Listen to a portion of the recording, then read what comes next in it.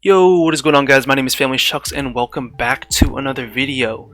So in today's episode, I'm going to be telling you guys about a very easy and simple budgeting technique that you can use to start understanding your personal finances and getting you on the right track to start building your wealth. This is really applicable for people who are just starting out in terms of their finances and really want to understand it.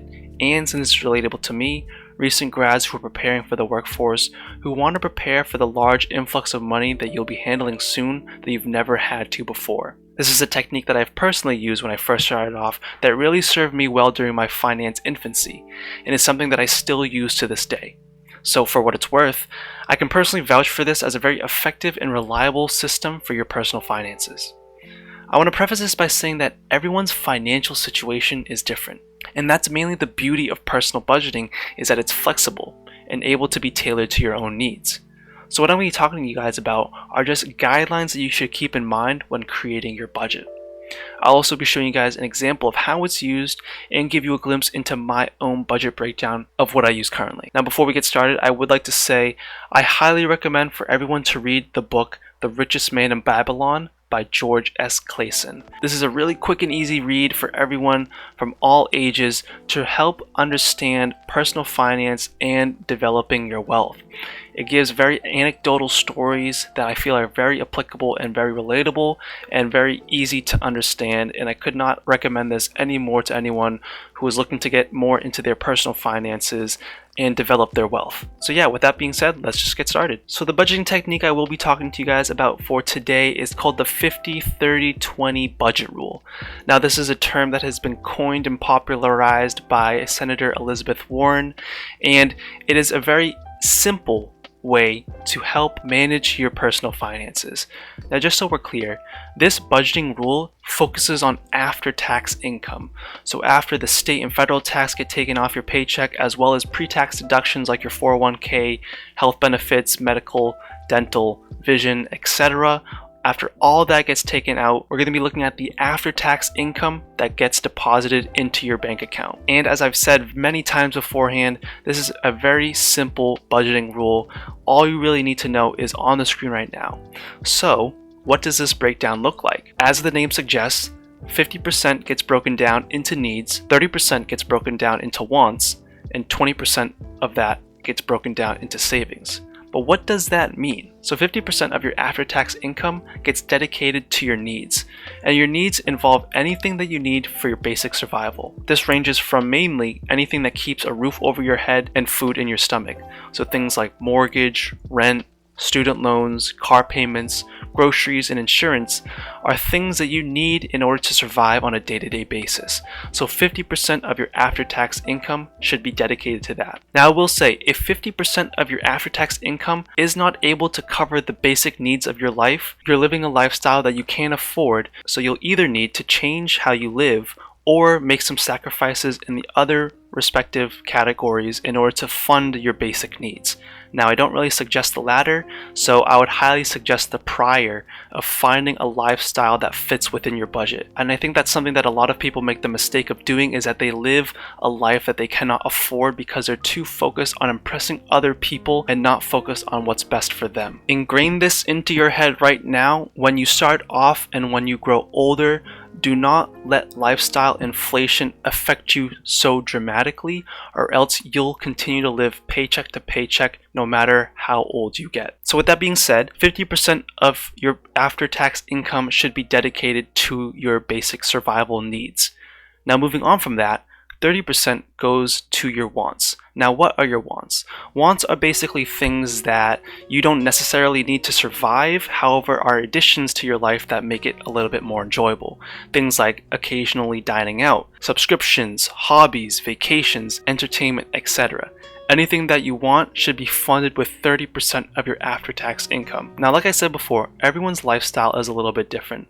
Personally for me, 30%, especially as a recent grad living at home, 30% is pretty high. And I would really encourage for anyone who's in a similar situation as myself to not be like, oh, 30%, I have to spend all 30% of my after-tax income on what I want, but rather be smart about it, lower that percentage if you need to, and allocate that towards your savings or to your needs, so that way you're not being reckless with your money and not developing these really big spending habits early on. Now, the last part of this budgeting rule is that 20% goes to your savings. Now, personally for me, that means 20% goes into a high yield savings account in order for me to develop and build my emergency fund.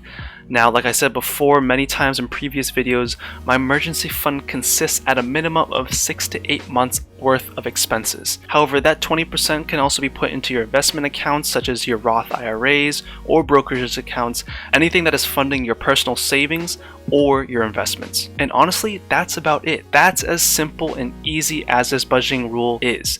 And because of that, there really is no reason for you to not implement this unless you have a better budgeting rule that you follow. I highly encourage that if you do not have a budgeting rule set in place for your current finances, to start with the 50-30-20 budget rule until you find something better that fits your needs. So as much as I love looking at this screen for so long, let's just hop right into a simple Excel sheet of how we would use the 50-30-20 budget rule in a normal day-to-day basis. So here we are in the Google Sheets with an example of how to use the 50-30-20 budgeting rule on a day-to-day basis. So let's go over the basics. Say that we are taking a bi-weekly paycheck of $1,500, and this is after tax, mind you. So after all the taxes taken, we are receiving $1,500 into our bank account. What does that look like on a bi-weekly basis? So simply, all you have to do is take this value of $1,500 and multiply by 50%, and that'll get you the priorities category. Then multiply 1,500 by 30% in order to get the spending category, and finally multiply 1,500 by 20% in order to get the savings category. Now, this is what it looks like on a bi-weekly basis. However, I know a lot of payments are done on a monthly basis, so you can expand on the math a little bit more and multiply that bi-weekly paycheck by 2, and that'll get you your budget on a monthly basis. And you can go further than that and look at your budget on a yearly basis, and if you're like me who likes to see things on a weekly basis, you can go even further than that and look at things on a weekly basis. And I personally feel like if you're looking at your budget on a weekly basis, it'll help you keep track of things that you spend on a day by day within the week, which is a little bit more manageable than looking at things bi-weekly or maybe say monthly. Because that way, if you're keeping track of things that you spend on a weekly basis, you'll really know when you've maybe spent something a little bit over your budget for that week, which is I think a little bit more manageable than if you're considering things on a bi-weekly or monthly basis. So this is an example of how you would use the 50-30-20 budget rule, and it can be looked at on a weekly, bi-weekly, monthly, or even a yearly basis. Whatever is manageable for you and for your budget, it's really flexible using this rule. By doing it this way, by allocating certain percentages of your after-tax income towards certain categories, you're really putting a cap and a limit on what you spend. So for example, if we were looking at a monthly basis, we want to consider that we want to budget say of $1,600 that will cover all of our priorities, and the same thing goes for maybe say $1,000 to cover all of my miscellaneous spending. And to make sure on track, I want to make sure that I'm putting $650 into my savings, whether that be towards my emergency fund or into my investment accounts. And that's how you should break down your budget in order to make sure that you're keeping on track in order to building your wealth and to make sure that you're not living paycheck to paycheck. Now personally for me, this is what my budgeting breakdown looks like, and you can see at the top I've calculated my after-tax income for a yearly, monthly, bi-weekly, and weekly basis just for my personal knowledge sake. And you can see right here that I'm going to be utilizing a bi-weekly basis because that is the pay period that I'm getting paid at for my new job. And you can see that I'm getting, after all my pre-tax deductions are taken away as well as all my benefits, I'm getting around $730 into my paycheck every other week. Now you'll notice right off the bat that my breakdown is a little bit different than the 50-30-20 budgeting rule. And like I've prefaced before, the beauty of making a budget is that you can tailor it to however you see fit and tweak things to fit your lifestyle. Now personally for me, I like keeping 50% towards my priorities. However, I really want to maximize savings, especially since I'm living at home and don't have a large amount of expenses. Therefore, this really allows me to maximize the amount that I'm saving for my emergency fund and also for my investments. And as you can see right here, that I'm not really spending that much. I'm spending or at least I'm allocating at least 10% of my after-tax income towards miscellaneous spending, which isn't a lot because especially with COVID out, there's nothing really to spend on and there's no really reason to go dining out because what's the need? And then you'll also finally see that I'm also factoring in about $50 per week going into my TD Ameritrade. But the one thing that I don't have listed out here is that on a monthly basis, I do have $500 being automatically invested and deposited into my Roth IRA, which I do not have listed because I just count that as a priority for the time being, which I know, as I said in the previous info breakdown, that priorities does not really entail my Roth IRA. However, for the time being, that's just what it looks like. So instead of the basic 50-30-20 breakdown, you have 50 going into my priorities, 30 into my savings, 10 into my spending, and then 10 into my brokerage account. And that is the breakdown of my budget. So you can see on a bi-weekly basis, I have around $330 to use for my priorities. That could be gas for my car, maintenance, things like that. You have $200 on a bi-weekly basis going into my savings account, $100 on a bi-weekly basis going into my spending, which honestly I don't really use because I don't spend a lot on a bi-weekly basis, and $100 going into my investment account. And that will give me my total of $730 on a bi-weekly basis. So this is what my budgeting breakdown looks like, and I don't encourage everyone to just copy this. However, utilize the 50-30-20 guidelines in order to adjust to your lifestyle and to your budget.